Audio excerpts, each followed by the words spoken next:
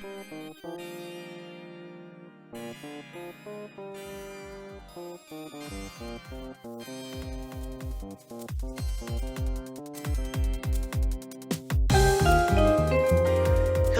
and welcome to another episode of Observation Conversations, where today we will be discussing James Gunn's singular vision, a way to both revitalize himself post his Disney Marvel firing, a way to revitalize the Suicide Squad after a much maligned first entry, and really a way to revitalize the entire DCEU after a year and a half hiatus, the Suicide Squad. My name is Jonathan Goodisonor, and as always, I am joined by my co-host and man who has at least a slightly better chance of survival than Javelin, Reid Chrisman. How you doing, Reid? I'm doing very well, my friend. How are you? I'm doing very well. Better for having seen this movie, because this movie was delightful. It was great. Yeah. I was very pleasantly surprised. Yeah, me too. And so, as usual, we will do a short spoiler review, and then we will jump into all the spoilers as we break down the entire movie. So, right off the bat, Reid, what did you think about the Suicide Squad? I thought it was very fun and very disturbing. The R rating is definitely appropriate. And I would encourage parents to do a little bit more research and not have a Deadpool repeat where they bring their kids to an R-rated superhero movie thinking that it's fine because it's a superhero movie. But yeah, having seen the original Suicide Squad and now having watched this, I say this version is so much better. It is so well done. I was really worried about it, just because, DCEU hasn't had the best track record, but man, this movie really blew it out of the water, I have to say. It really did. I really enjoyed it. Yeah, same here. I'm going to echo everything you said. I actually did have quite high hopes going in to this because of the pedigree of its writer-director, James Gunn. Obviously, he did a great job with a very similar kind of project with the Guardians of the Galaxy for Marvel, taking this, this kind of outcast group of misfits from the periphery of this wider cinematic universe and turning it into a really lovable and charismatic team of characters. And he did that to near perfection on the Marvel side of things, and now he's taken that same formula and brought it over to DC, and I think he was very successful. I think he absolutely delivered on the promise of what he wanted to do with the Suicide Squad, and I can really see why he was attracted to the Suicide Squad over any other project, because it's well known that after he got dismissed from Marvel after that, that nonsense controversy 3 years ago, Warner Brothers came to him and said that you can have your pick of projects. We'll give you whatever you want because we just want to have your name on our stuff. And they even offered him a Superman project at one point. They offered him whatever, but he hand-selected the Suicide Squad, even though it had just been done 2 years prior, because the comics appealed to him and the characters appealed to him, and it's easy to see why. This story is natural territory for James Gunn. I think he hit it out of the park. This is certainly one of his best, and it was entertaining. It was action-packed. It was gory. It was, graphic in moments, but it was all in the service of not just a great story, but also really great characters. People that you've never heard of before, but you really come to love by the end of the movie, which I think is the highest praise you can give any Suicide Squad story. Lots of people die, delivering on what Task Force X is known for. It was tremendous. So what score would you give the Suicide Squad? Easy at 8 out of 10. Yeah, not even a question. Yeah, same here. I by the end of this movie, I was thinking this is a strong 8 out of 10.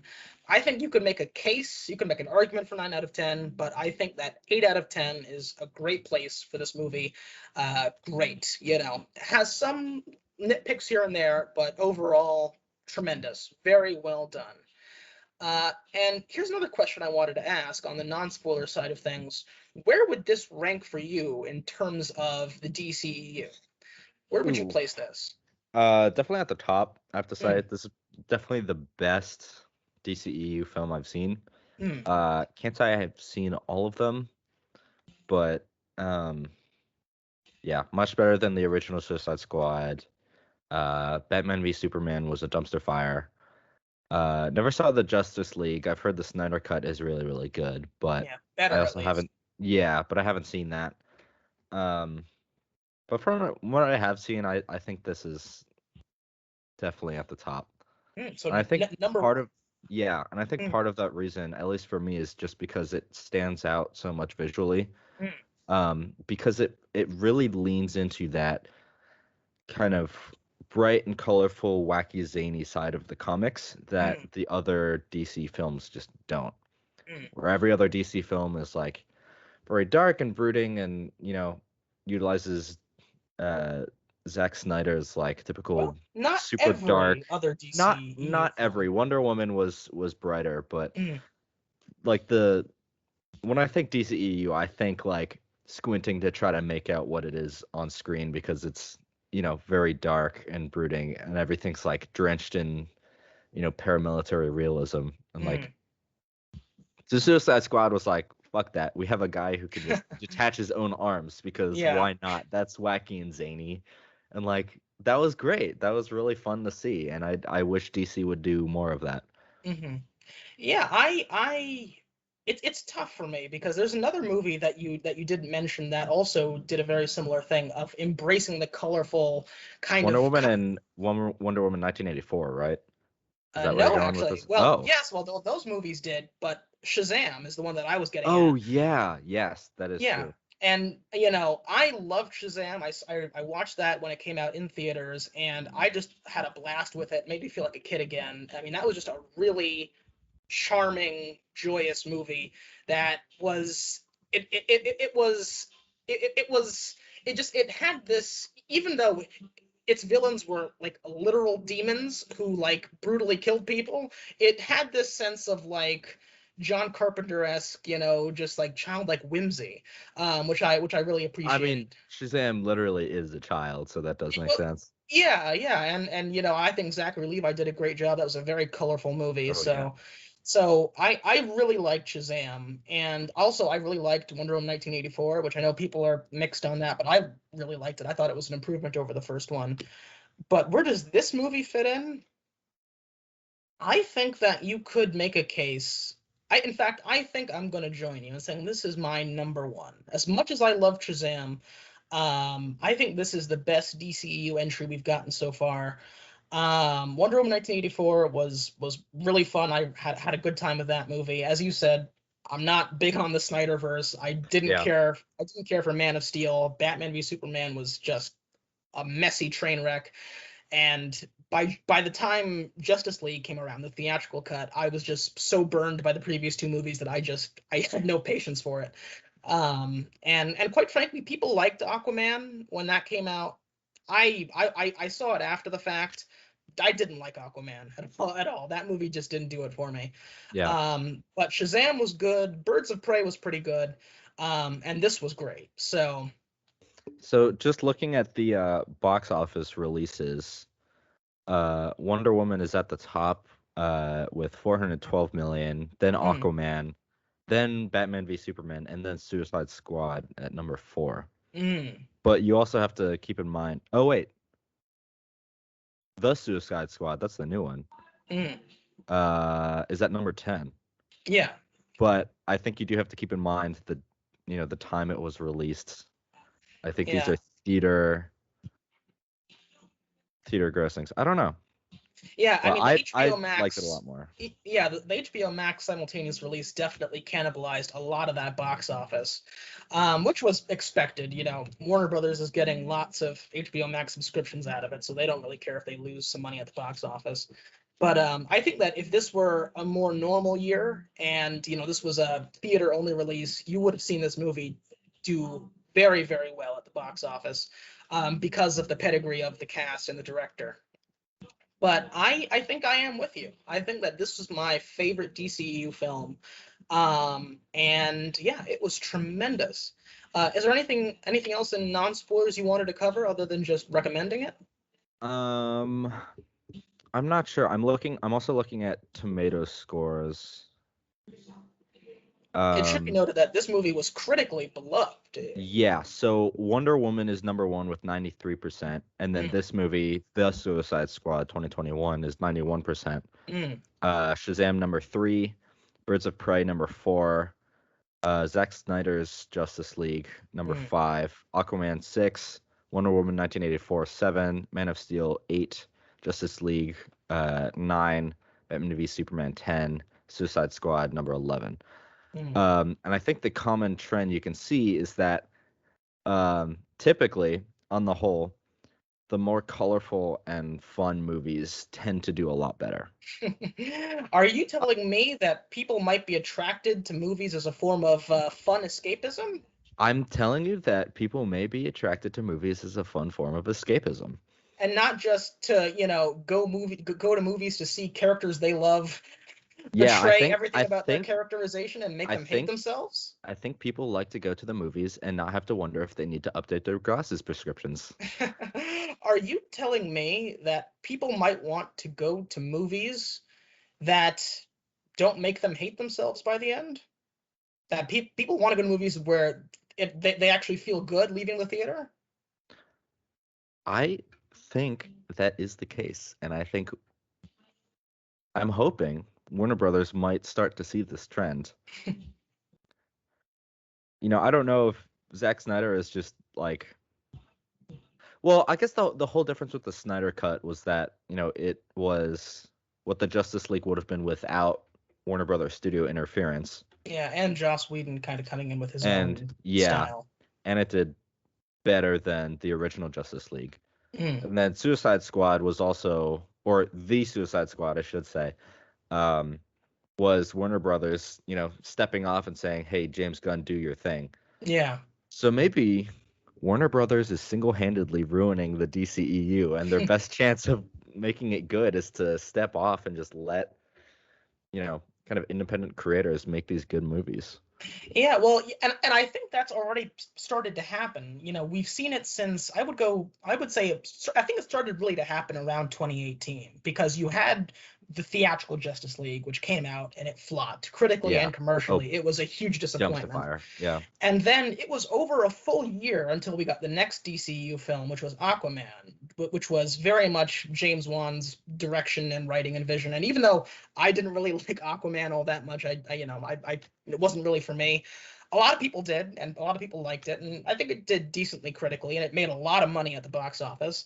And that was very much James Wan's vision. And then the next year in 2019, you had David F. Sandberg, who did Shazam, and that was his vision, and that was Yep. great.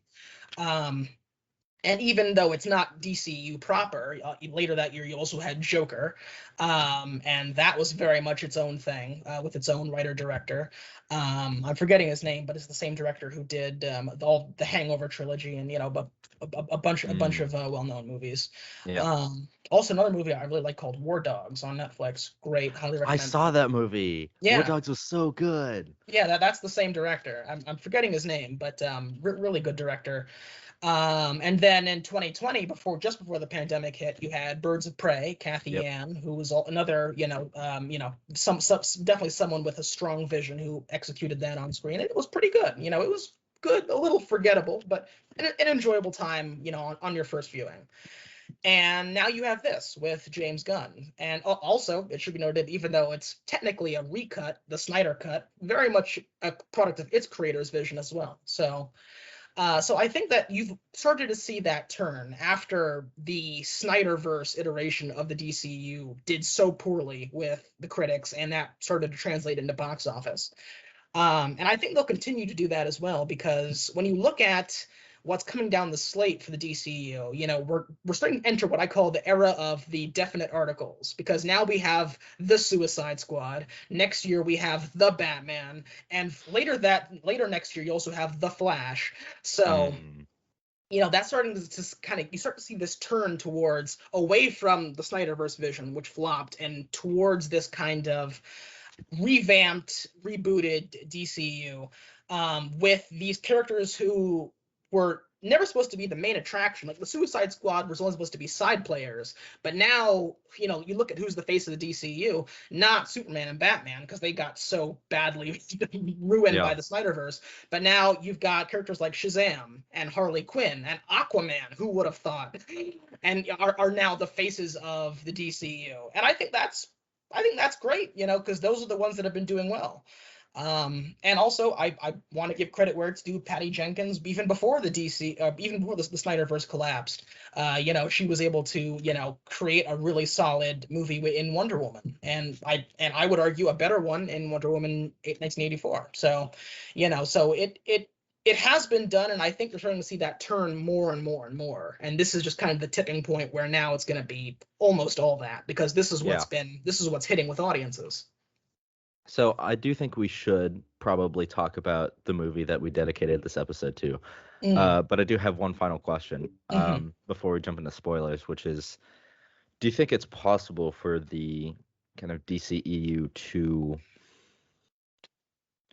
kind of come together with the same cohesiveness that the MCU has? Or have they already kind of butchered their chance? Because I feel like they still have this goal of having this like clear succession of movies that are all like interconnected, but I also feel like they have yet to hit their mark, and it seems like each movie is kind of individual and it has the same characters, but it doesn't necessarily feel like it fits in the same universe. That's a good question, and I think the answer is no. I don't think that these movies are going to be as interconnected and as cohesive as the MCU is, because the MCU, every project interlinks with some other project or some greater image, you know, in a lockstep way, you know, like everything is in the service of a greater storyline, a greater, you know, whatever it may be, you know, the greater plot thrust of the universe, and everything propels the story forward into the next thing, into the next thing, into the next thing. I don't think the DCEU can pull that off, even with their ambitious slate coming up in the next couple of years.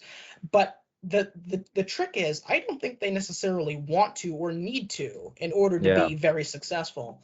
I think they know that they are not going to beat Marvel at their own game. They already tried to do that a little bit, and it failed.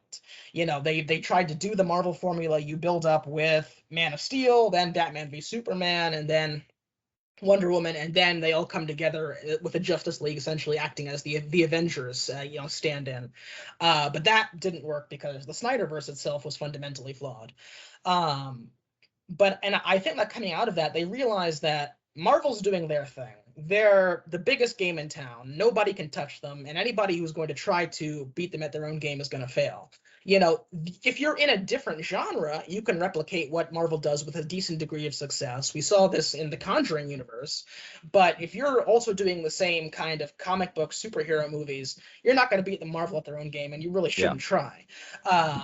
And so I think what they're doing is they have kind of embraced this very kind of loose approach to having a shared universe, where, you know, you do have a universe where obviously you have the Suicide Squad, and you're going to have the Batman and Aquaman and Wonder Woman, and the Flash having his own adventures, and, you know, and all this stuff kind of happening, but they're not going to interlink as much, and that allows the filmmakers to tell more unique and, you know, standalone stories, which I like. It's more of like an anthology approach. Yeah, kind of. It really is, you know, where, you know, it's all in the shared universe, but, you know, they're not going to sweat too much about getting the chronology perfect. They're not going to sweat too much about, you know, everything leading into the next project, you know, and that's okay, because that opens up the door for the individual products, you know, for the individual projects themselves to stand on their own 2 feet and be their own thing. You know, like you could take a Shazam out of a vacuum and not care a lick about the rest of the DCU and have a grand old time. You don't need to know anything about the greater DCU to get the maximum enjoyment out of that movie. Same thing with Wonder Woman. Same thing with this movie. You know, it doesn't really factor in, and that's okay, because, you know, it bolsters the brand of the DCU when you have a bunch of good movies on your roster, but they don't all have to interlock and interlink. So I don't think they could, even if they wanted to, but I think they're smart in that they're not really trying to anymore, because Marvel is, Marvel's cornered that market, and that's okay because now the DCU can do their own thing and get more talented filmmakers like James Gunn in, and James Wan and Kathy Ann and all these people, David F. Sandberg, who was originally a YouTuber, before he was making big budget movies, which is that's a great story, Yeah. So and get more of that kind of talent in, and just kind of build out your universe that way. I would actually love to see kind of the DCEU take a more similar approach to the DC animated movies, where you're telling stories with kind of the same familiar characters, but they can either be set in the same general universe or completely different ones. Like in the animated movies, they had one where uh, Batman lived during the kind of Industrial Revolution in London, and he was hunting Jack the Ripper. And there Yes. was one where he was, a samurai during the Shogun era of Japan, and stuff like that. And like we got to see Joaquin Phoenix's performance of the Joker, and that was great. That doesn't fit anywhere else within the DCEU because it takes place at a different time. It's a different version of the Joker. Yeah. But it still did really well, and it was really cool to see that version of that character. Absolutely. I think it'd be great to see, other versions of these same characters and just have each movie be kind of its own individual story that stands on its two legs. Yeah, that's a big part of the reason why I'm so excited next year for the Batman, because that's going to be a totally new take on the Batman. Yeah. And I mean, it's not really clear if it exists within the DCU or outside the DCU like Joker did, but honestly, I don't think it matters. It doesn't really matter. It's from what little we've seen, it's looking really good, and it's going to be something unique. It's going to be something different. It's going to give us a new take on a character we all love. And if it fits into what's going on in the wider DCU, then that's great. But if it doesn't, that's fine too, because we'll just keep telling these unique standalone stories, and maybe they'll fit together, maybe not, but that's okay. As long as we're getting good stories, then does it really matter? Yeah, I completely agree. Absolutely. So I think that will do it for our non-spoilers. Go out, do yourself a favor, watch this movie, and you can watch it on HBO Max at home if you want, but I would recommend, if you can, go see this in a theater, because I think this is the kind of movie that really benefits from a big screen presentation. Lots of action, great visuals, great music as well. Oh yeah. The Suicide Squad is an absolute win, and 8 out of 10 from both of us. Yeah, so go pause this video, go watch the Suicide Squad, come back, leave a like, comment, subscribe. We really appreciate the support. And I think we should just jump right into this thing. Let's move into spoilers. Okay, so you have been warned. We are now entering the spoiler zone. So I can't believe everyone dies at the end. That's crazy. I mean, just about everyone, nearly everyone. So let's dive into this. We like to do a little bit of a plot synopsis to kick things off here. Yep. And I have the full plot synopsis here. So, the Suicide Squad. We open up. First we get a very brief scene where we are introduced to Savant in his jail cell at Belle Reve.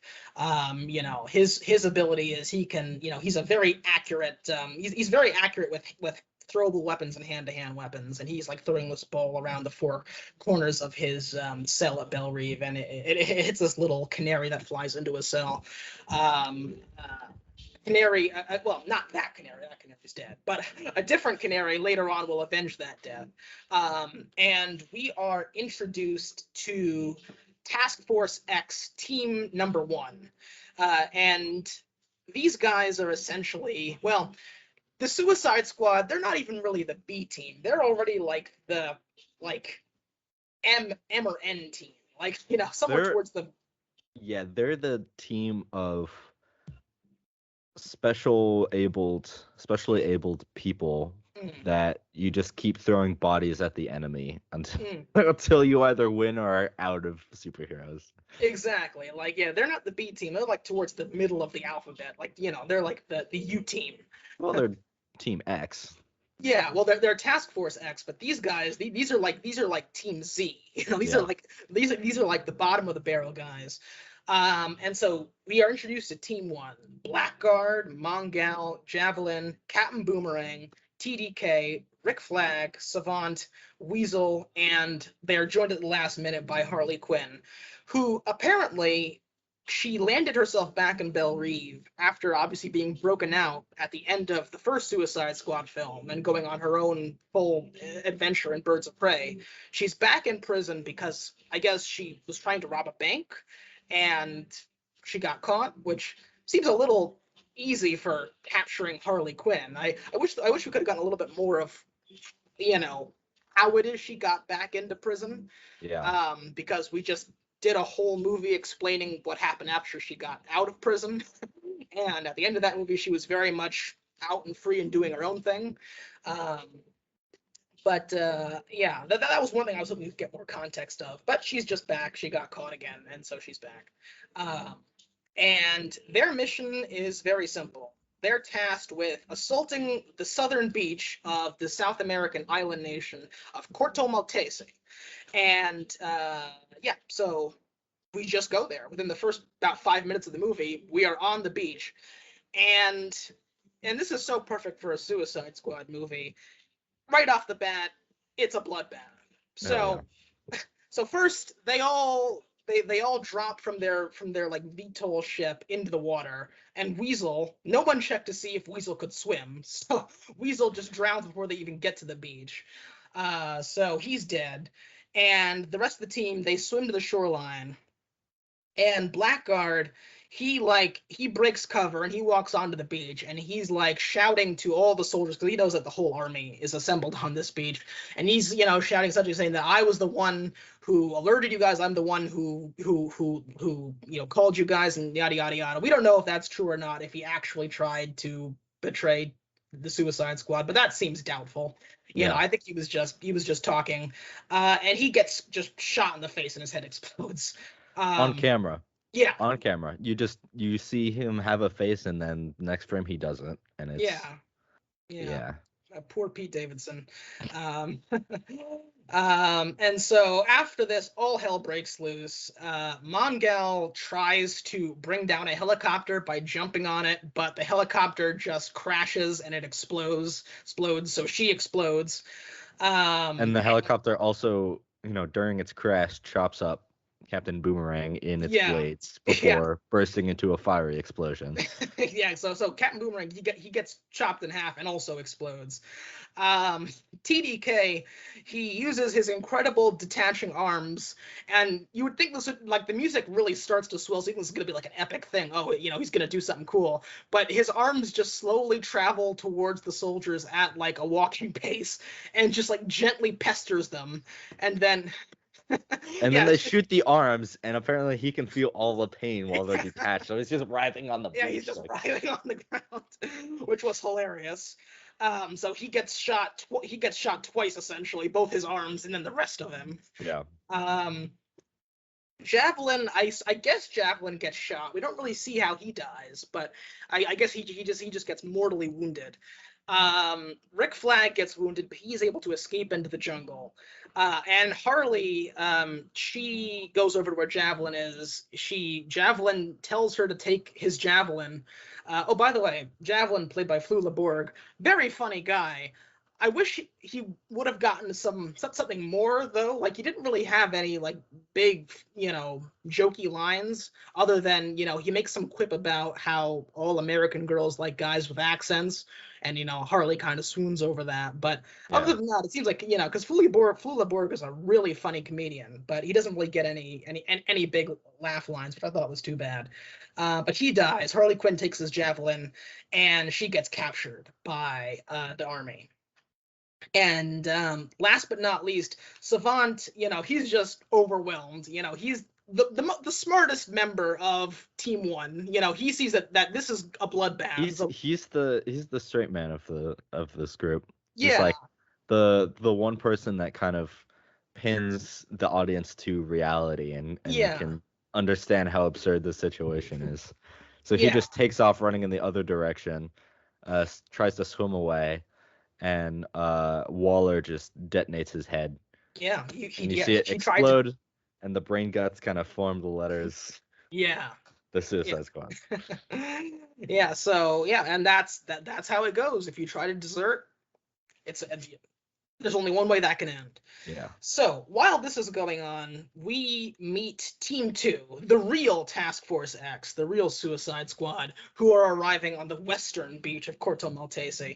Because, of course, Waller, the Team 1 was completely disposable to her. So they were just a distraction so that the real Task Force I'm X could be on surprised the she beach. put Rick Flag on the disposable team and not like the A team, It's true, yeah. That part surprised me.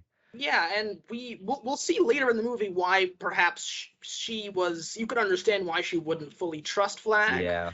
But at that point, Flag is definitely Flag is her point person on the ground. So, if it seems like if anything, it would perhaps, yeah, it is interesting that she would try to get rid of him that way. But he's a smart guy, so he manages to escape off the beach and he runs into the jungle. But then also gets captured. Yeah, well, I captured. He gets captured. He gets captured. Well, we'll see later on. We'll get to him, but he gets captured. Yeah, so the real Task Force X arrived, and they're composed of Bloodsport, played by Idris Elba, Peacemaker, by the incomparable John Cena, Ratcatcher 2, Daniela Melanchor, I think her name is. I'm not quite sure to pronounce her last name. King Shark, played oddly by Sylvester Stallone. You would never be able to tell given the performance, but that's actually Sly Stallone playing the giant CGI shark. Yeah, I feel like that's kind of the equivalent of having Vin Diesel be Groot. Yeah, that's a very good comparison. Where it's like you would never know that that's Vin Diesel. It doesn't need to be Vin Diesel, but it is. So yeah. And Polka-Dot Man, played by oh dear, what's his name? I'm forgetting the actor's name, but he's been in a bunch of stuff. Really good actor. He was in Ant-Man. Yeah, he was like the hacker guy in Ant-Man. Yeah. And so you've got some MCU pedigree, not just there, but as we'll see a little bit later on as well. Now we flash back to the assembly of this Task Force X. So essentially, Waller is it's very odd because it's the exact same motivation that Deadshot had in the first film, where essentially Waller is dangling Bloodsport's daughter's safety as a kind of leverage to make him join the team. And so he very reluctantly agrees. Then they go through and they meet up with Peacemaker, who, as promised, is this very kind of douchey Captain America-like guy who has this awesome. I will say this: he has like this awesome extended barrel Desert Eagle pistol, which is really cool. He's definitely compensating for something though, with the length of that gun. Yeah, no, without a doubt. Ratcatcher 2, and they asked, well, we could get Ratcatcher 1, but of course Ratcatcher 1 is dead. So this is his daughter, Ratcatcher 2, who it's never really stated in the movie, but it's pretty clear that Ratcatcher 2 is a narcoleptic because she's always tired, always sleeping, or thinking about going to sleep. The King Shark, who's just a really big shark dude. He might be an alien. He might be some sort of. In our way, he might be like. I think they said like Islanders referred to him as God of the Sea or something, but he's just a big shark man. Yeah, which I mean, honestly, after we saw Aquaman, I mean, why not? A big shark dude is hardly not surprising. Out of the realm of reality in this world. More plausible than fucking Weasel. Yeah, that thing straight up looks like a. Yeah, Weasel is just straight up Teletubby that's been homeless for 30 years. yeah, Weasel does not look good. And of course, Polka-Dot Man, who sincerely wishes, when they're having their debriefing, he expresses his sincere wish to die during this mission. And later he'll get his wish, but he's he's just this really, he's endearing because he's so awkward, like he's just like this really unassuming guy. And, he doesn't quite, he's not a combat guy at all, unlike, Peacemaker or Bloodsport. He's just a dude, he seems like he'd be more comfortable behind an accountant's desk than anything. But, but he's also roped into this. And their mission is very simple. Their task is to destroy this Nazi-era lab, Jotunheim, in the middle of Corto Maltese, and in so doing also destroy the secretive Project Starfish, before its power can fall into the hands of the new anti-American regime, because previously Corto Maltese had been ruled by the I believe it's the Matteo family or something like that. This dynastic clan that seized power in the country like 100 years ago, who were definitely despotic, but generally pro-American. So that suited the CIA and various other agencies just fine. But now there's been a coup, and the nation is being led by the political head of the coup, Silvio Lunes, and the military head of the coup, General Mateo Suarez. And if they get their hands on the power of Project Starfish, it could be disastrous both for America and the world. Yeah. So, right off the bat, Task Force X lands on the beach, and they camp out the first night, and everybody kind of gets to know one another. And then the next morning, Waller tasked them with raiding the camp of these Corto Maltese freedom fighters, who they believe have captured Rick Flag. But in reality, Rick Flag was just rescued by these people, and he's just drinking tea with the rebel leader Sol Soria after they've just brutally killed like a dozen of these freedom fighters. And obviously Sol Soria is not happy about this, but she agrees to help them because they're gonna help her take down Lunes and Suarez. So so they get Rick Flag back, and meanwhile we cut to the aforementioned Lunes and Suarez, who are watching footage of what Project Starfish really is, and it's revealed to be none other than Starro the Conqueror, who was found by astronauts. We don't know. They're later revealed to be U.S. astronauts, but we don't know, which country they belong to at the time. But they're watching these astronauts, and they find this floating starfish just out in space, and they bring it into their space shuttle. And they're like taking pictures with it and messing around with it. And of course, Starro releases these spores of itself, and they take over all the astronauts, which it's a little bit odd because then they still pilot the shuttle back to Earth. And Starro is captured and brought to Corto Maltese, which is odd because you would think that either Starro would never make it back to Earth, or as soon as it did, it would just take over everybody that tried to, anybody who went into or out of the shuttle. But they're able to capture it, I suppose. And that's why it is so important to destroy Jotunheim. So, Silvio Luna, the new dictator, he summons Harley Quinn to the presidential palace. And at first, it's just a political gesture because he knows it's going to piss off the Americans. But then he genuinely falls for her. And she kind of falls for him. And they have this little, Evita sequence, because Evita was a musical about this wide-eyed country girl who goes on to marry a soon-to-be South American dictator. And here you have Harley Quinn, who is a sociopathic and very smart, but also naive in some ways American, who's falling for a current South American dictator. Yeah. And it's this whole kind of fantasy love sequence. But eventually it cuts back to, the real world. And Lunes, of course, classic villain, he starts giving a speech about how he's going to use Project Starfish to control and intimidate the masses. And essentially, he's willing to do anything or kill anyone to secure his own power.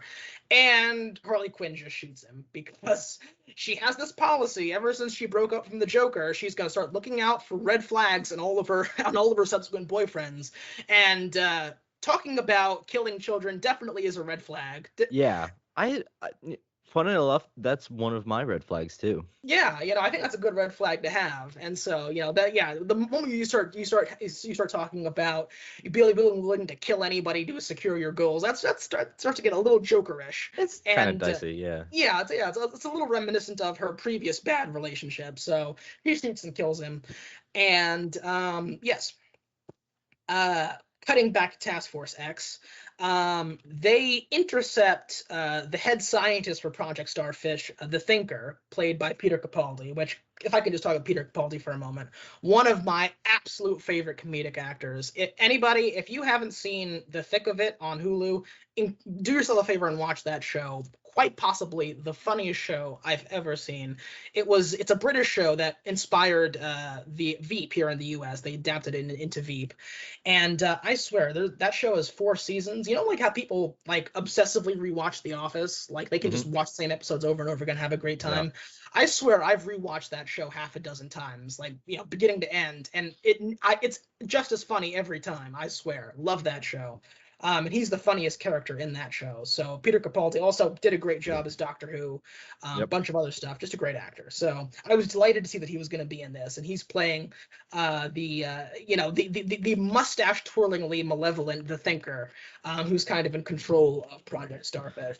But he also doesn't do much, which was a little surprising. I thought he was gonna like outthink his way out of these situations, and like you would think so, right? Like I don't know, pull a Baron Zemo and get the Suicide Squad to turn on each other, or like slip away or manipulate. But no, he's just kind of standing there looking like what's that horror movie villain that has like all the pins? Is it just called Pinface? Yeah, Pinhead, I think. Pinhead. Like yeah, he just looks like Pinhead. And he just kind of stands there with a gun to his back. I was like, oh shit, okay. Yeah, that is true. That would have been good if he could have like contrived some way to get the Suicide Squad to turn on themselves.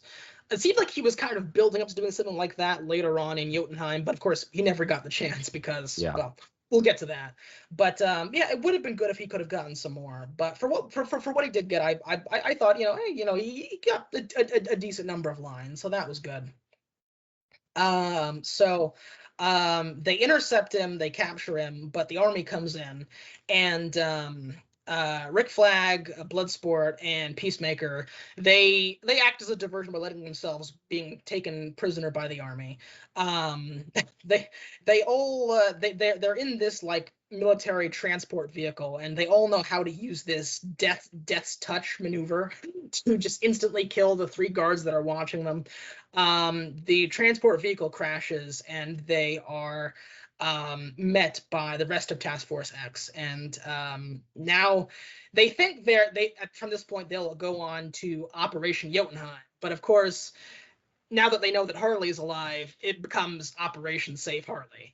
Yeah, and I just love how I love James Gunn's use of like mixing the diegetic and non-diegetic elements, where you see like the flames behind them that spell out Operation Jotunheim, and then the plan changes, and then the flames go out, and this is Operation Harley and like smoke. And it's just like that happens all over the movie. It's so great. Yeah, absolutely fantastic. So where is Harley at this moment? Well, Harley is being interrogated and tortured by Suarez, who's now in full control of the country after Sylvia. What was her name? Sylvia? Lunes. Yes, Sylvia Lunes. Yeah, after he got killed. So eventually Suarez leaves the room, and she's able to kill the guard who's guarding her, the guy who's torturing her, and she's able to, with her feet, grab the key and then do this like acrobatic thing where then she like does like the somersault thing, and she unlocks the lock. She is hella strong. She managed to like wrap her legs around his neck and like strangle him. But then she also, and her like hands are up here, but then she lifted him off the ground with her legs hanging from her wrists. Which is crazy. She is strong. Oh, like, she's lifting like 2 people's worth of body weight, and the guy she's holding up probably weighs like 1.5 times as much as she does. Probably, yeah. And apparently, this is the really cool thing about it, is apparently, I mean, I don't know about the that part of it, but the key part of it, apparently Margot Robbie actually did that, which I think is really cool. That is really cool. Yeah. So yeah, so she's able to kill him, break the lock, get his gun, and then she essentially just rips through this entire facility, killing everybody. And it's another kind of fantasy sequence. We've seen this in the past in Birds of Prey, where she kind of had that. I don't know if you saw Birds of Prey, but she had that the Marilyn Monroe Gentlemen Prefer Blondes sequence, which is kind of like a fantasy sequence. And we've got another one like that here, where she's just going crazy.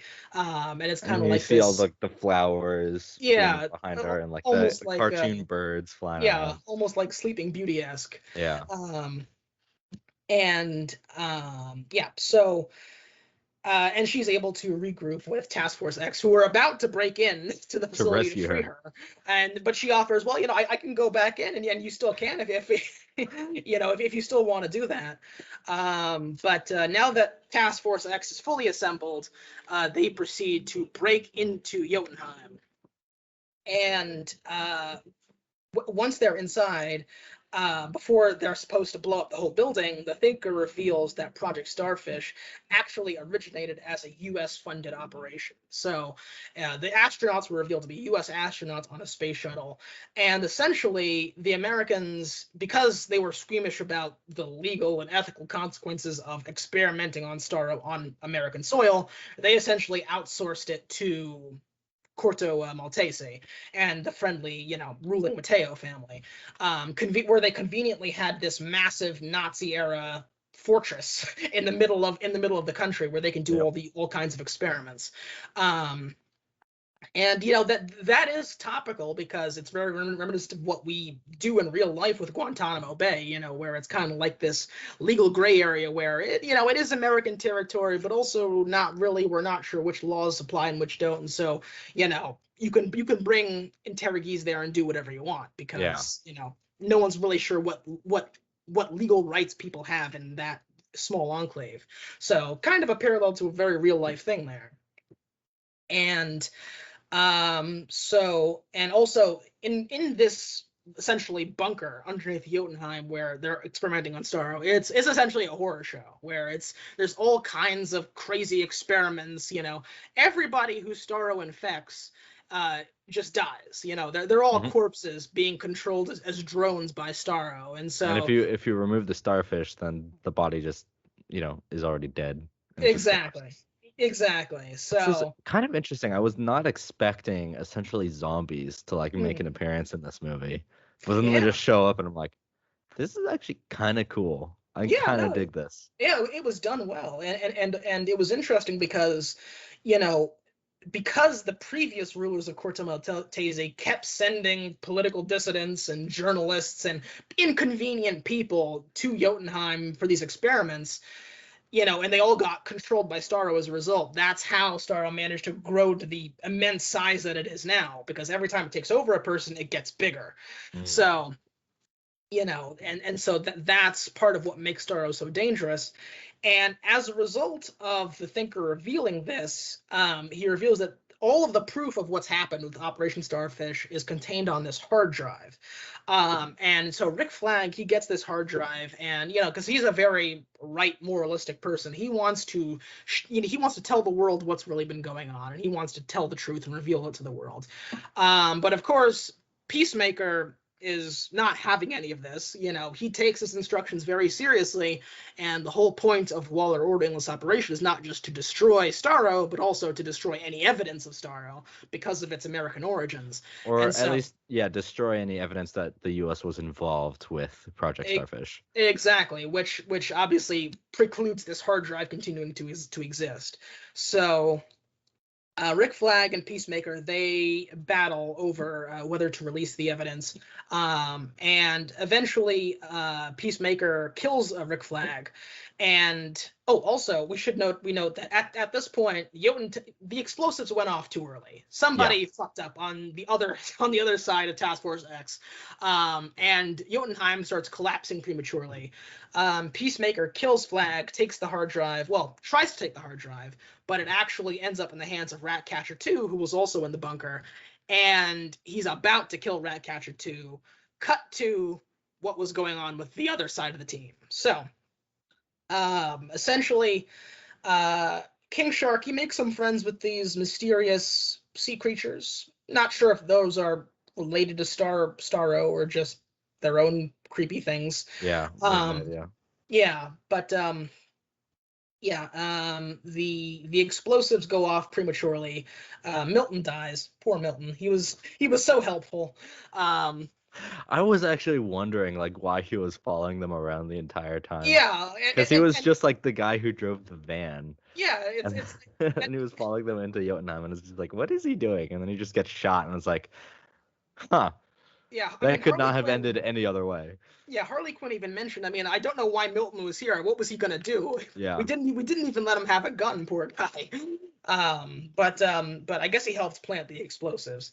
Um, and so the whole building starts to collapse. King Shark falls fully out of the building, lands on the ground, and so that's one thing that you would think would kill him. But also the army then shoots him 1,000 times, so that was nothing that you would think would kill him. But he's still alive, and he eats some people.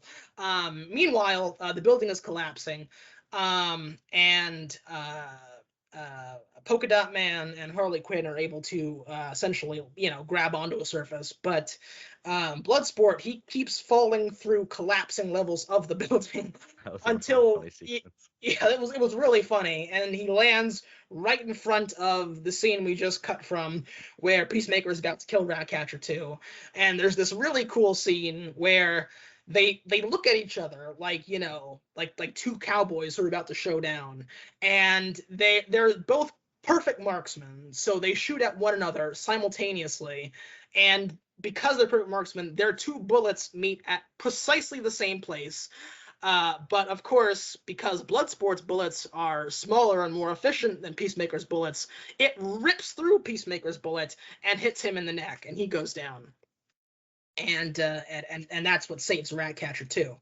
Um, and so yes, so Jotunheim is collapsing at this point, is fully collapsed, and Starro emerges essentially, just completely breaks free. Also, Starro rips the Thinker apart because I guess that's Yeah, kind of like a not revenge. only rips him in half, but then throws him against a wall so hard that he He explodes. explodes.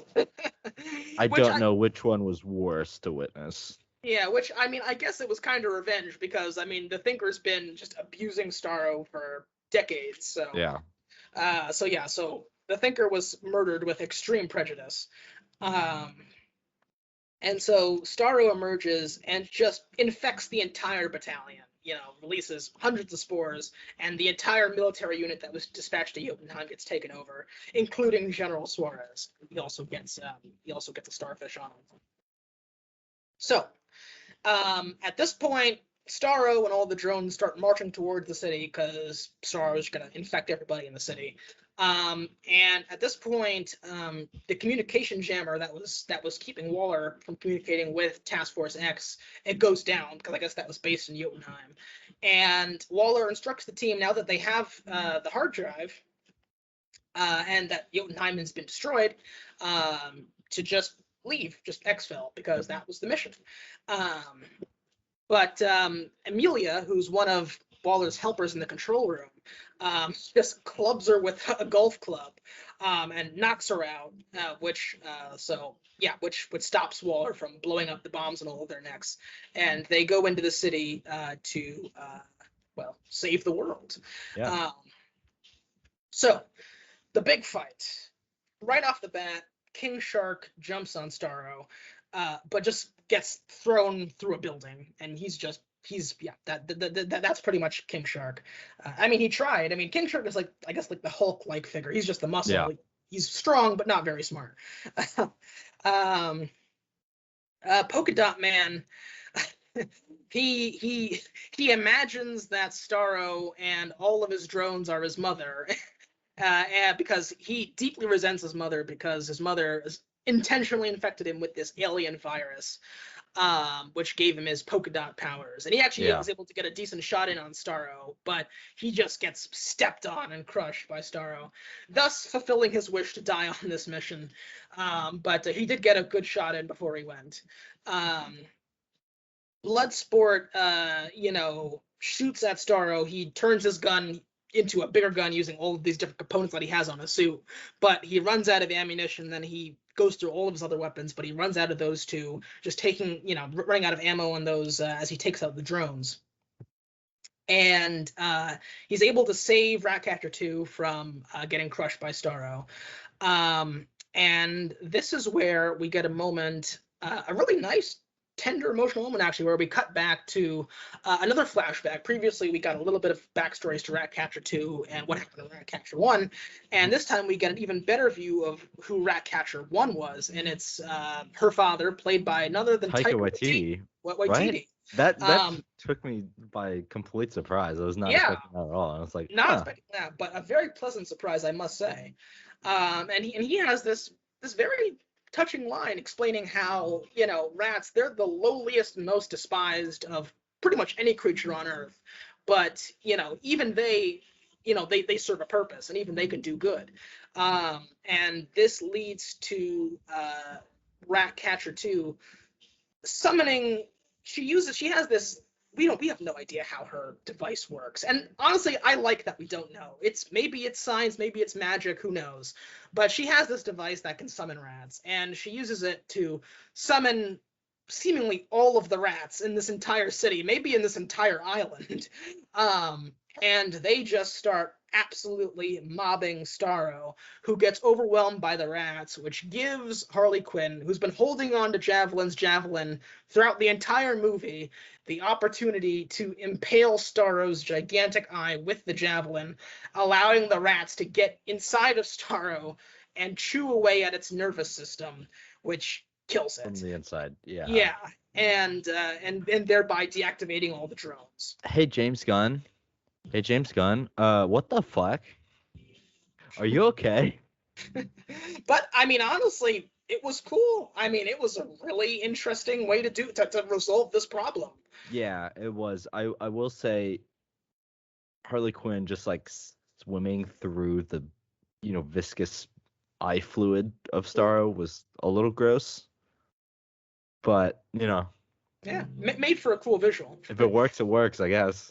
Yeah, and I mean, and honestly, it was nice that Ratcatcher 2 was the one to really be the decisive, member of the Suicide Squad, because throughout the movie she's kind of built up as being kind of the heart of the team, so to speak, or at least kind of like the conscience of the team, so to speak. Yeah.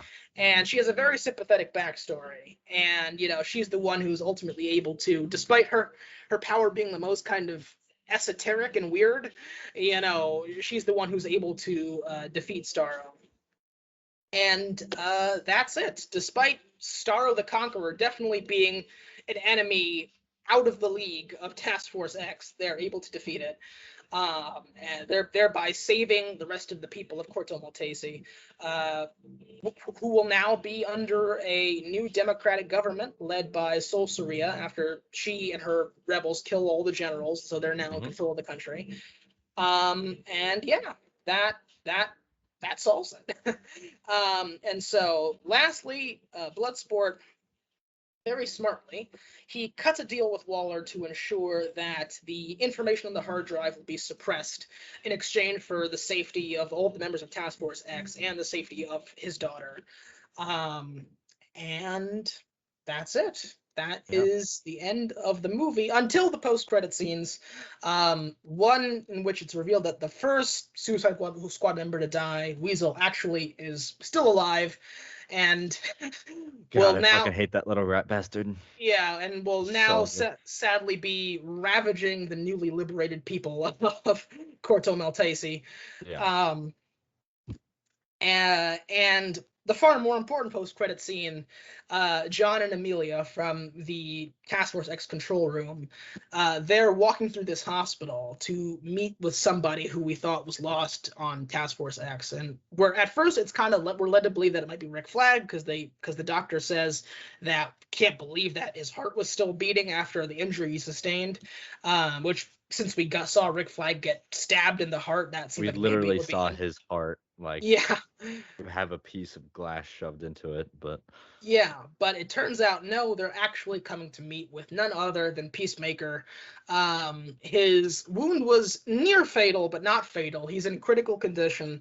But John and Amelia need to work with him reluctantly because they're on Waller's shit list after knocking her out. yeah, how did they not get fired? That's what I want to know. Well, because for Waller this is worse punishment because now they have to work with Peacemaker to Yeah. save the fucking world, and which we will see in January 2022 in Peacemaker's very own spin-off series. So that will be interesting. And honestly, I am excited for that. I'm excited both to see more of John Cena as Peacemaker and the dynamic between him and John and Amelia and the other peripheral members of the Belle Reve world.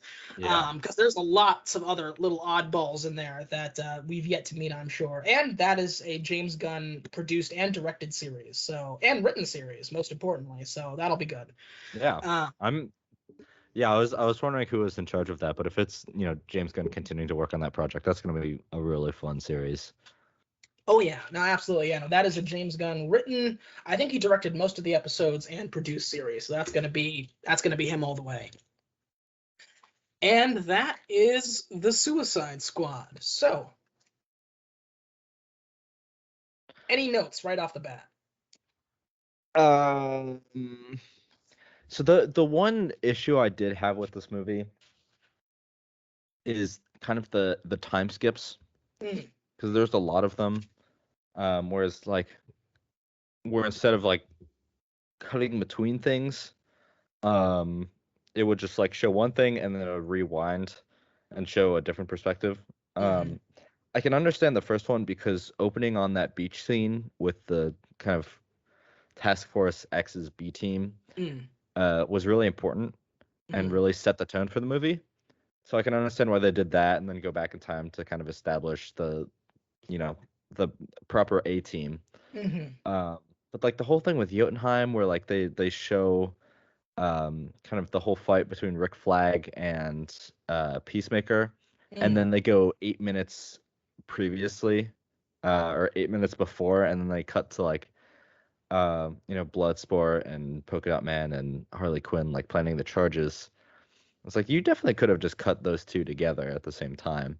So that was like the one thing that was like a little bit jarring for me, but other than that, I thought this movie was great. I thought it was really fun watching, this kind of dysfunctional team like come up with different plans that like both work and don't work in their own ways. And I don't know, it was really funny, I have to say. Yeah, It was really funny, and it was also really beautifully shot. it was. It was a gorgeous looking movie. It really was. Yeah, I remember when the first Guardians of the Galaxy first came out, that was like one of the things I noticed about it is that it was like much more colorful than any of the other MCU movies had been up to that point.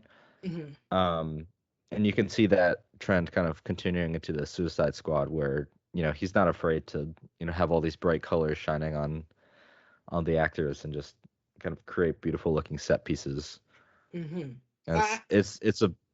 it's a gory film, but it's also really pretty, which is a fun kind of juxtaposition to witness. No, absolutely, absolutely. And one of the biggest notes that I had coming out of this movie is, again, I do want to reiterate, I really liked this movie. An 8 out of 10. I mean, great. Really, really good. But I was thinking, about the final confrontation with Starro.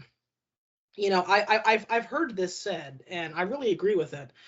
I think it would have been cool. There was kind of a missed opportunity that I think would have been really cool to include, which is, we made a very big deal of, obviously, we had this really epic opening action scene where the B team gets absolutely murdered on the beach.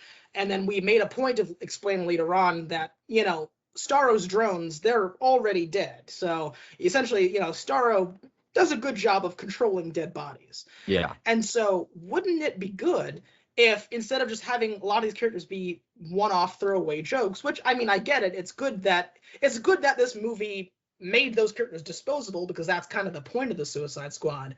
But wouldn't it be good if they came back as reanimated drones of Starro? And then we could have the B team and their abilities face off against the A team Task Force X.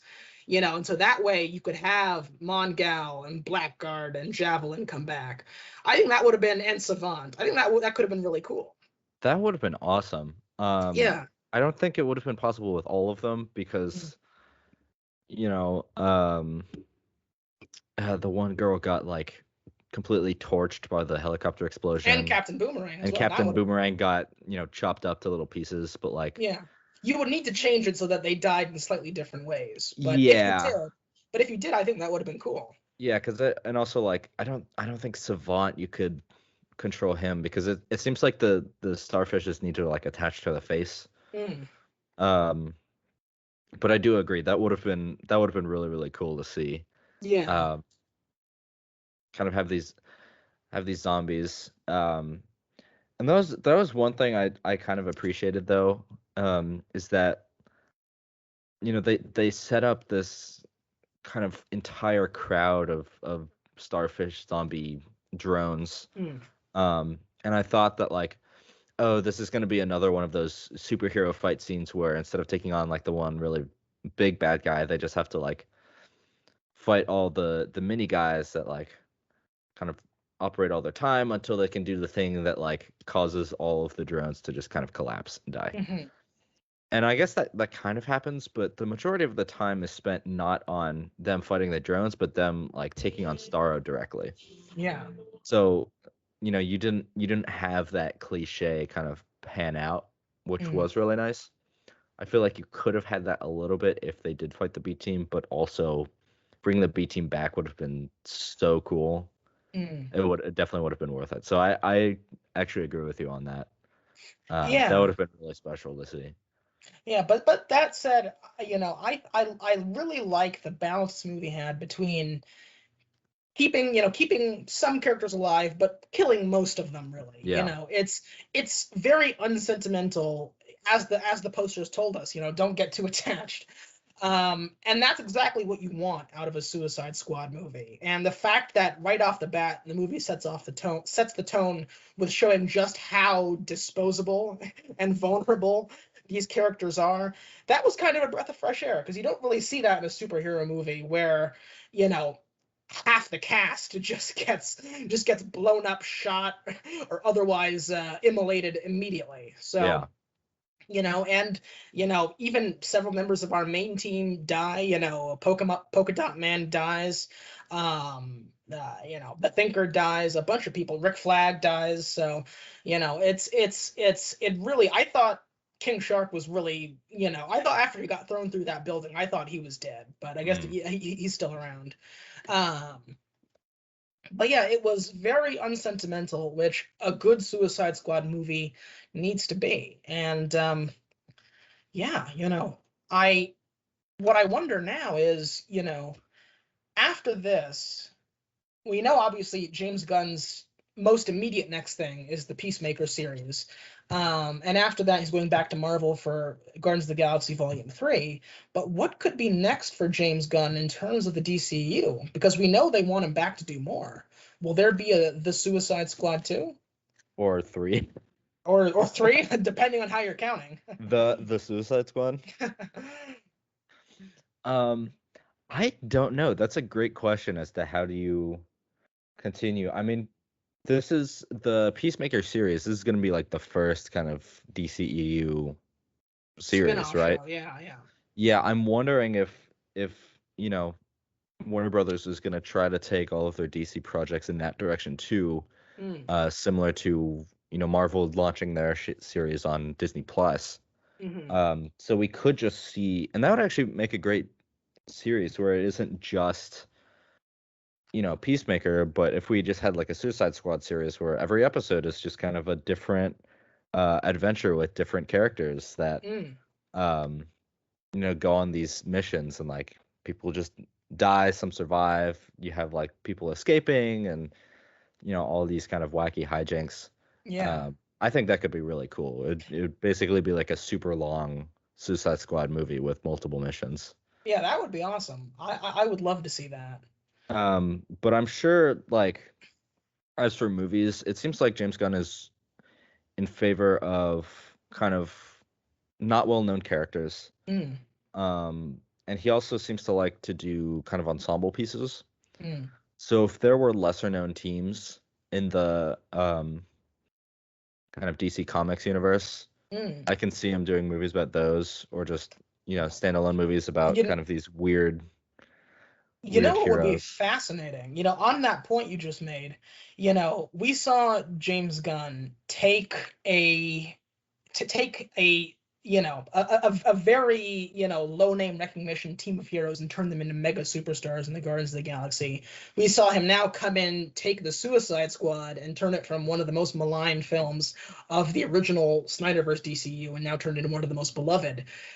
What if he could do the same thing again with another DC, because you mentioned ensemble pieces, another DC Comics property that had a movie installment in the recent past, not DCEU, but a recent movie which was widely panned, widely hated, and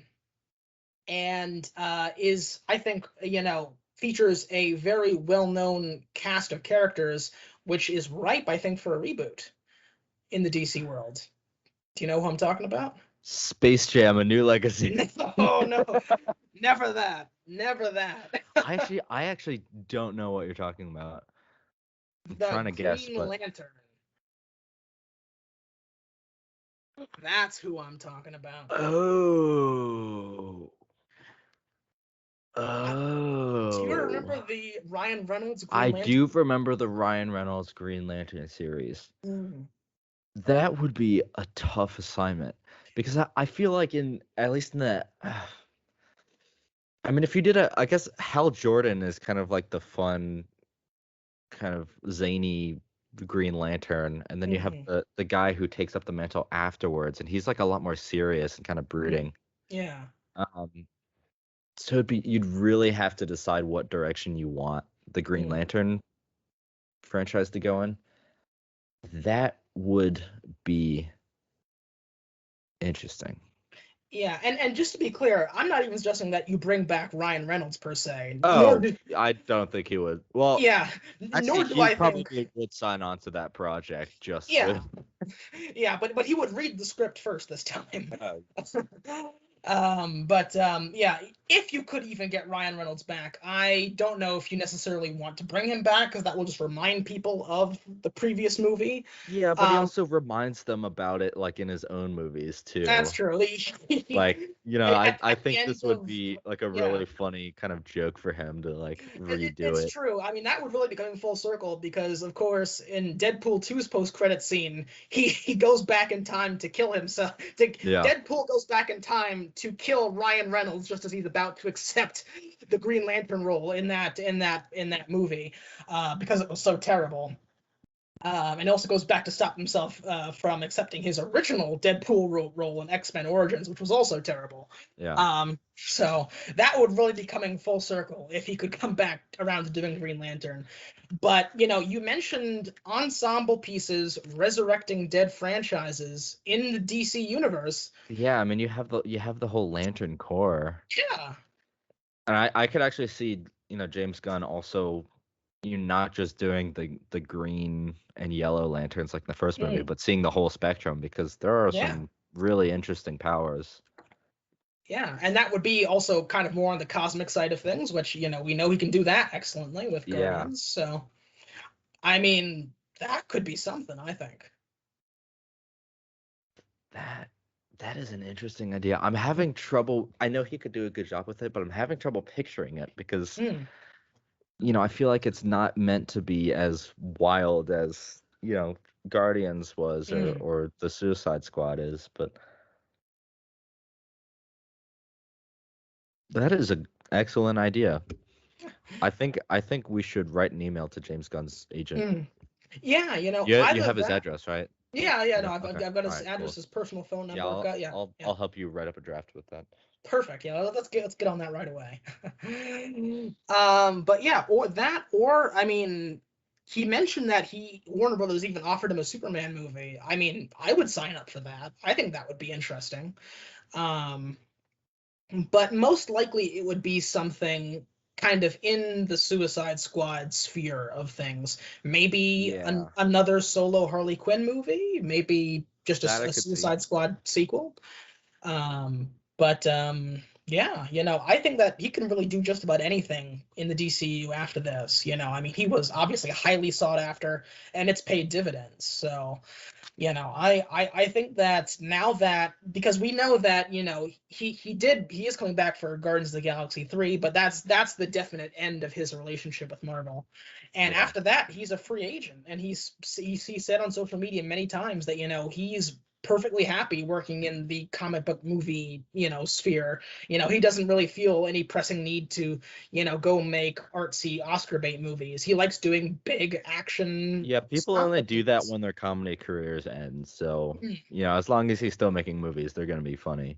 Exactly. And so, this is the space that he seems to be happiest in. And I think that his new home is most likely going to be in the DCU. So I think any one of those things could be an excellent fit.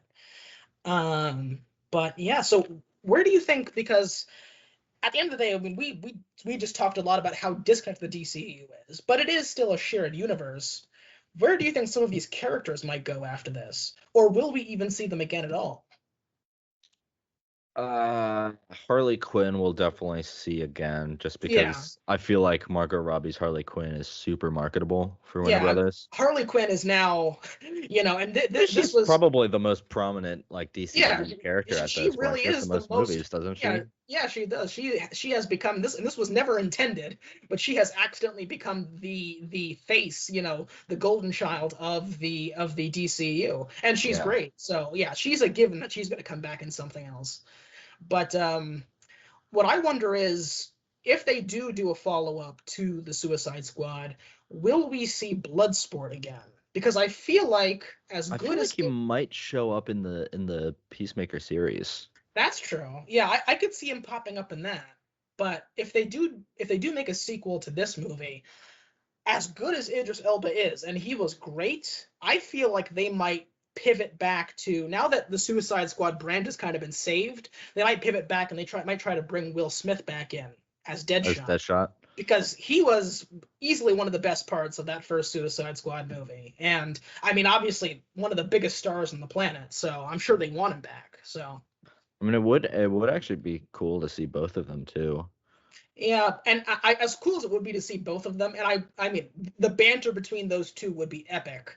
But I feel like their power sets are way too similar to have them I both. mean, that's true, but he basically had the same power set as Peacemaker too.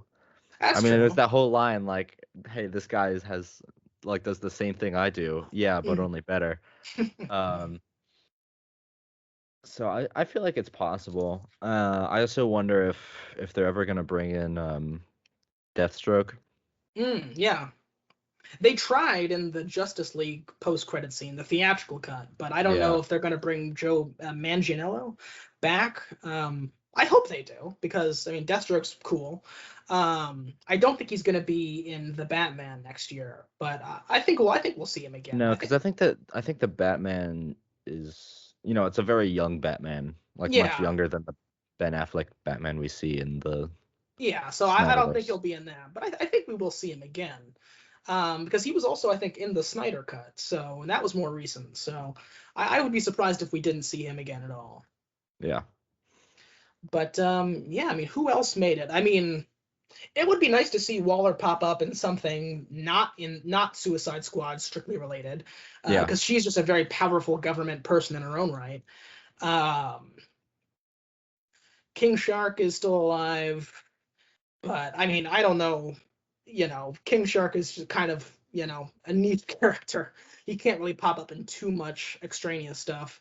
Ratcatcher too certainly, I think stole a lot of hearts in this movie, but you know, she's still going back to prison. So, Yeah. um, you know, yeah. So it's hard to say who's going to move forward other than Peacemaker in a show and obviously Harley Quinn.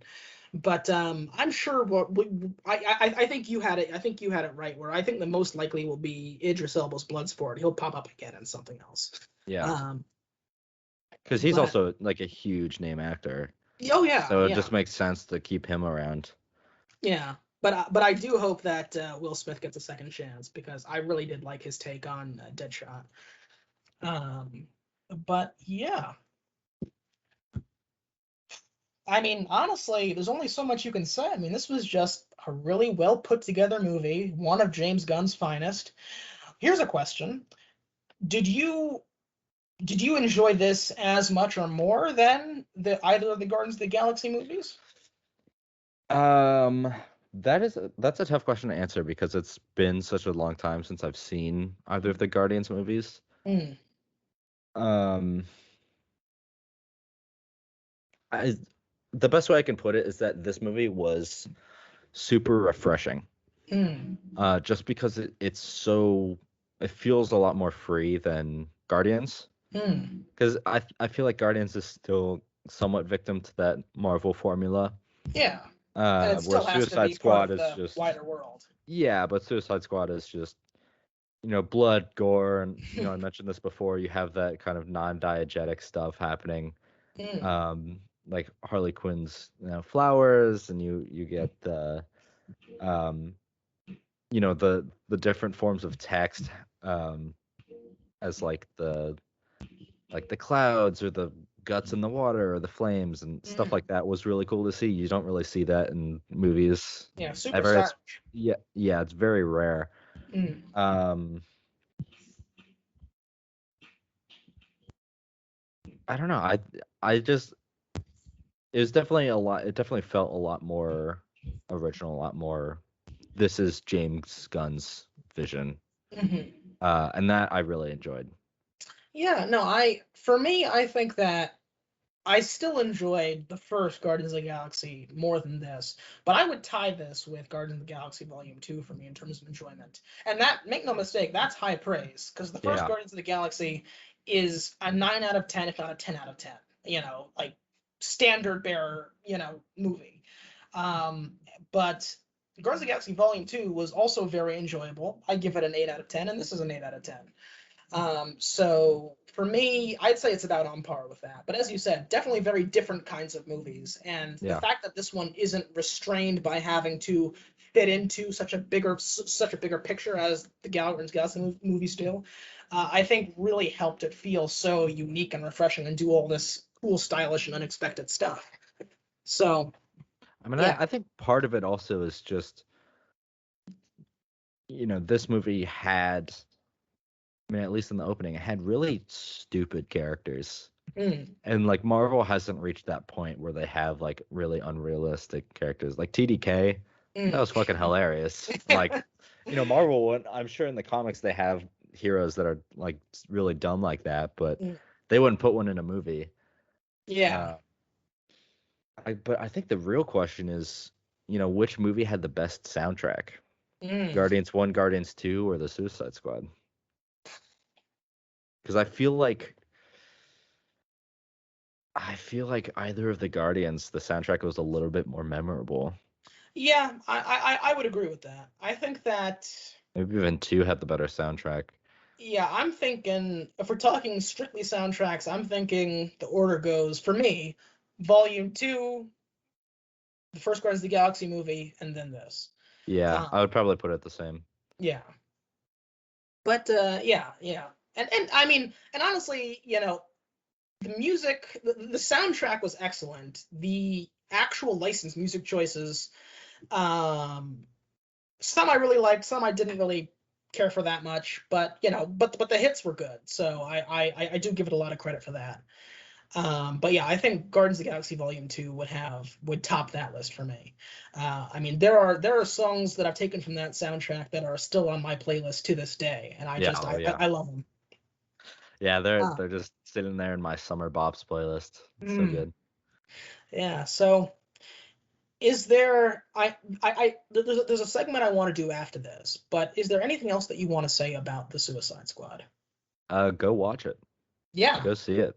It's yeah, it's great. Yeah, they have. This was a great movie, and honestly, you know, usually we have a longer conversation both of praise and nitpicks, but honestly, this movie was just very solid.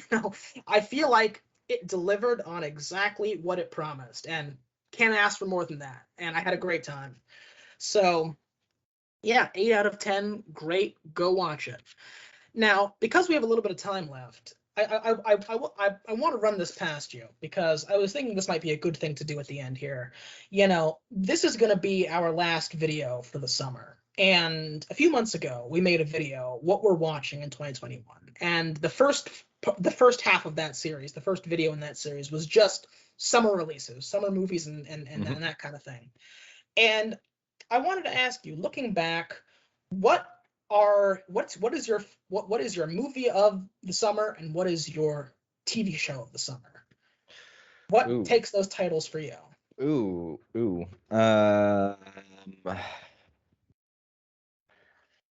That's tough. I mean, I have to And say, not just limited to stuff that we've done on the show. It could be anything you've watched.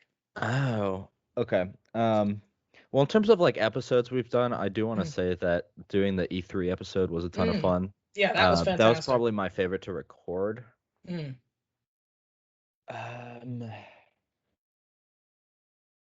God, I mean, I think TV show for the summer that might have to go to Loki, Mm. either Loki or WandaVision. Yeah, I'm not sure I I would have to assume. consider. Yeah, I think WandaVision was more winter spring. So Oh, was I it would. really? I can't Yeah, remember, I, but I would classify summer being anything from May to present. yeah, yeah. Well, Loki definitely came out during the summer. That was like Yeah, that that was came out June. during July, so I'll probably mark that as favorite TV series. Mm. Um, favorite summer movie.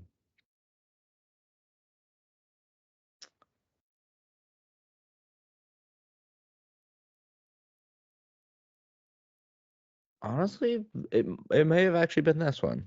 Mm. May have actually been Suicide Squad. I saw Black Widow in theaters. That was really Mm. good, but kind of wish I saw this one in theaters a little bit more. Mm. It was just a lot of fun, and I actually do really want to see it again. Mm. Um, and that's for me, watching a movie a second time on my own is like kind of a big deal. Mm. 'Cause if it's like I see it with friends and then I'll see it with my family, like that's one thing. But to just like, man, I'm bored. I want to watch something. Let me rewatch this movie. Mm. To me, that's really big. So, I'd probably say the Suicide Squad. Yeah, and it's tough for me because especially TV. I watched a lot of great TV this summer, but we're limiting to this to just new releases that have come out since May. And so for movies, it's tough. I think I'm going to.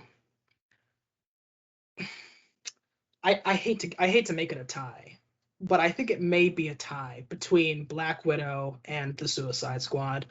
Um, Boo. okay, okay. You know what? Take the Black Widow since I picked the Suicide Squad. That way it's balanced and it's still technically a tie.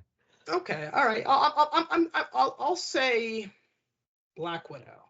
Weak. But the Suicide Squad is a very close second. I enjoyed both of them immensely. Black Widow was just the third movie I've seen in theaters since everything reopened. It was a great experience, a great time.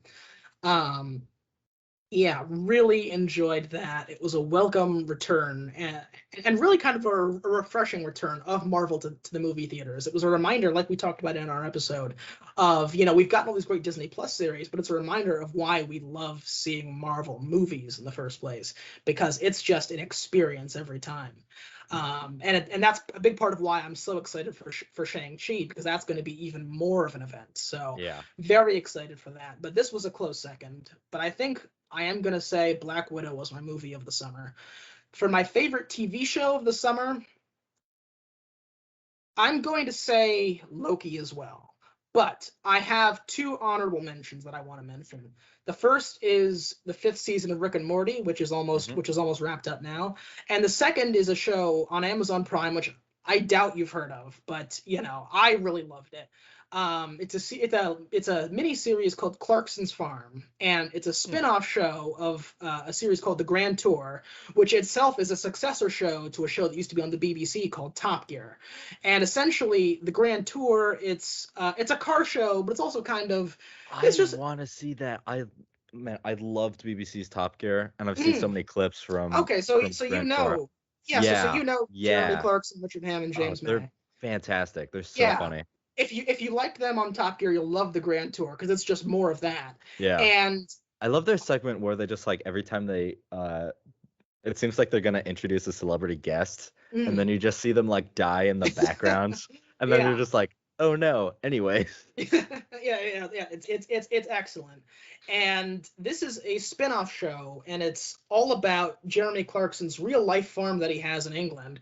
And he's Jeremy Clarkson, his public persona, he's kind of like this kind of bumbling, buffoonish guy. He's very smart, and he knows cars, but he's kind of like, this kind of, act first, think later kind of persona. Yeah. And so, he's in this show, he's learning how to and actually operating this real life farm that he has. And I love it because it's both really funny and also really earnest, both watching him like in his own way learn how to operate this farm and everything that goes into operating this farm and trying to do it and often failing miserably, but also it was delightfully earnest and refreshing. And for me, it's a near perfect summertime show because you're just watching these people out in the outdoors, farming and taking care of animals and just out and just doing all this stuff, wilding and tractoring and all this stuff. And you've got this really lovable supporting cast of characters, all the people around him who actually know how to run this farm. And it was just funny, and I genuinely found myself learning a lot about what goes into farming, which I never really thought much about, and having a lot more respect for it too, just seeing how difficult it really is.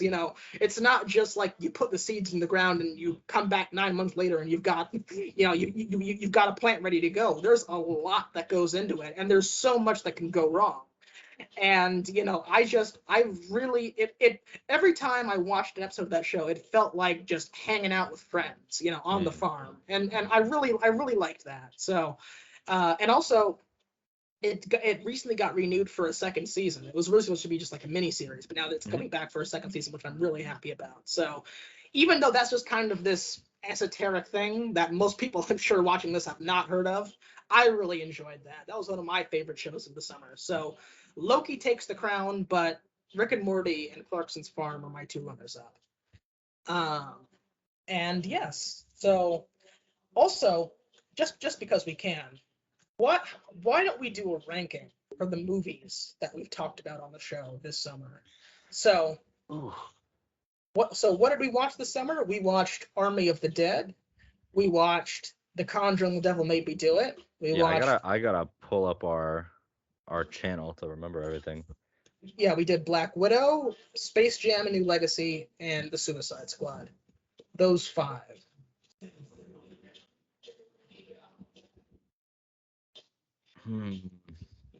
Well, Space Jam: A New Legacy is definitely last. Yeah, put that at number 5. Yeah.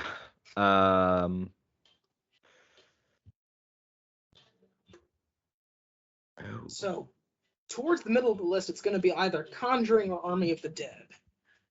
Yeah.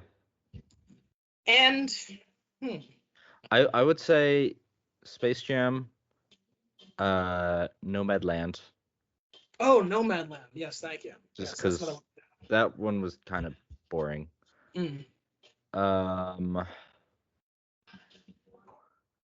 This might surprise some people, but well, first of all, I'm going to agree with you, probably Nomadland second to last, not because it wasn't a good movie, but just because it's not boring. It's not a movie that you would ever watch for entertainment.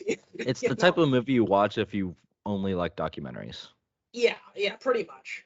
And this might surprise some people, but I'm actually, I think, going to put Army of the Dead ahead of Conjuring: The Devil Made Me Do It. Oh, me too, actually. Oh, okay. So No, so yeah, my ranking is Space Jam, bottom, then Nomadland, and then I'd say Conjuring, then Black Widow, then Army of the Dead, and then Suicide Squad. Oh, you're going Army of the Dead above Black Widow. I am. Oh. Not because it's a better movie. Explain yourself. It's definitely not a better movie, but I just thought from a premise, it just seemed so much more interesting. And like it had a ton of potential, and I still thought it was super fun, and lighthearted. Mhm. It was basically like a really good B movie on a blockbuster budget. Yeah. And like that was great. You know, Yeah. And you know, I've seen Jason Bourne before, so like Black Widow was just like, oh, it's like this, but with, you know, ScarJo. But yeah, I don't know. I just thought Army of the Dead was super original and really fun, even though it like wasn't as good quality wise. It was just very different. And in fairness, I'll give you this. You know, we've certainly dunked on Zack Snyder enough in this video, but he did a really good job with Army of the Dead, no doubt about that. It was a fun, entertaining movie, and as you said, with a very unique premise. So, you know, so yeah, I'll say this: I can't agree with you on Army of the Dead above Black Widow, but my ranking largely matches yours. Yeah. Space Jam: A New Legacy, not even down here, but way down here in the basement. Followed by Nomadland, good, very technically impressive, but not for everybody.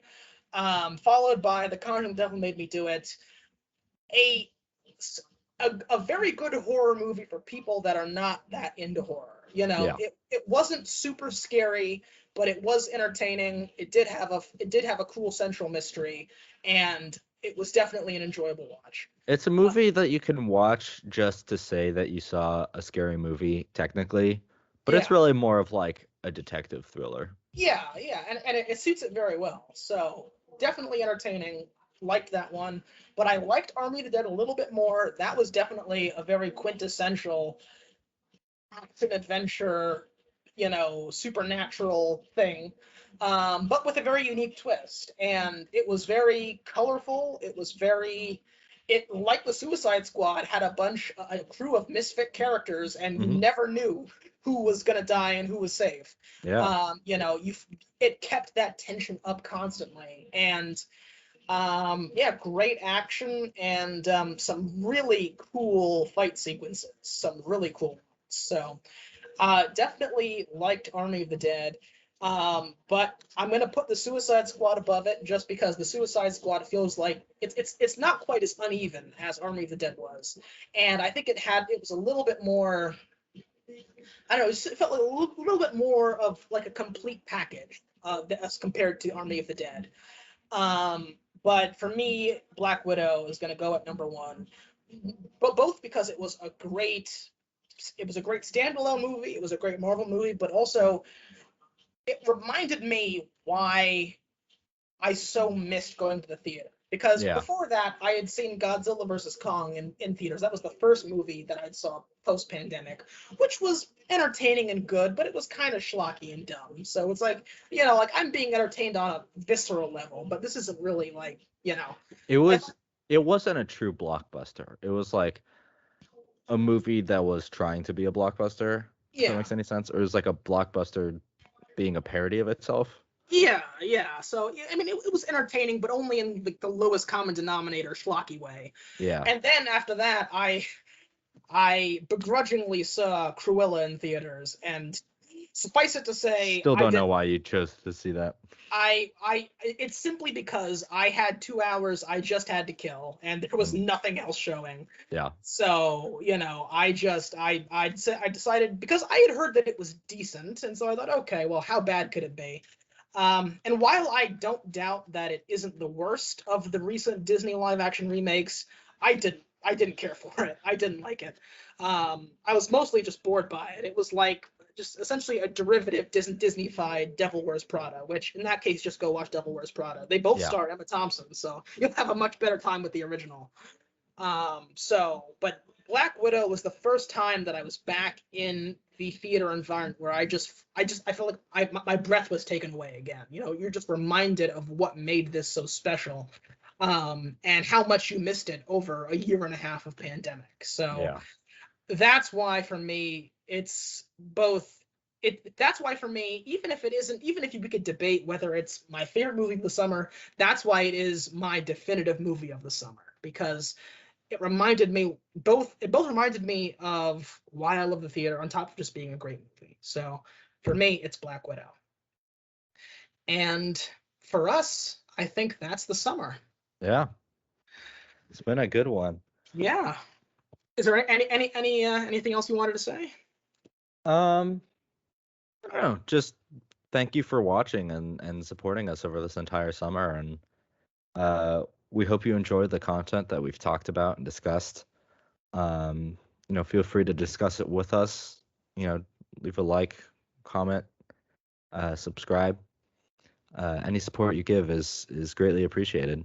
Absolutely. As we always say, it's your support that makes this show possible, and we always thank you very much for sticking with us. This is usually the part where I would say we will speak to you again next week with another review, but we will actually not be speaking to you again next week with another review. Next week, we will be taking the week off to just relax a little bit at the end of the summer and prepare to revamp the show starting in September, on September 5th, in our usual Sunday slot. And suffice it to say, without giving away too much, we have some big stuff planned in the fall. And after our little 1-week hiatus, we will be back every Sunday until the end of this year. The day we die. Until the end of 2021. And just to give you a little taste of what's coming up when we come back in September, we are going to be doing, let me ask you this, Reid. How would you feel about doing more holiday specials? I would love to do more holiday specials. How would more guest episodes sound? I would love to do more guest episodes. And how about lots and lots and lots of big name new releases? Some of the biggest movies coming out this year are coming out in the fall. We're going to have reviews on all of those. Well, butter me up and call me a biscuit. No, Yeah. we have a lot of good stuff in the pipeline. And this is a labor of love, and yeah, I mean we love doing it. We love watching all this stuff and reviewing it and talking to you guys. So stick around, and yeah, fall is gonna be great. 2022 is gonna be even better. Absolutely. And so we will see you all on the first Sunday of September. Thank you all very much for watching, as always. I've been Jonathan. I've been Reid. And we will speak to you in September with our piping hot, fresh out of the oven review of none other than Shang-Chi and the Legend of the Ten Rings. Really excited for that one. All right. Thank you all. Thank you very much, everybody. We will speak to you then. Goodbye. Good night.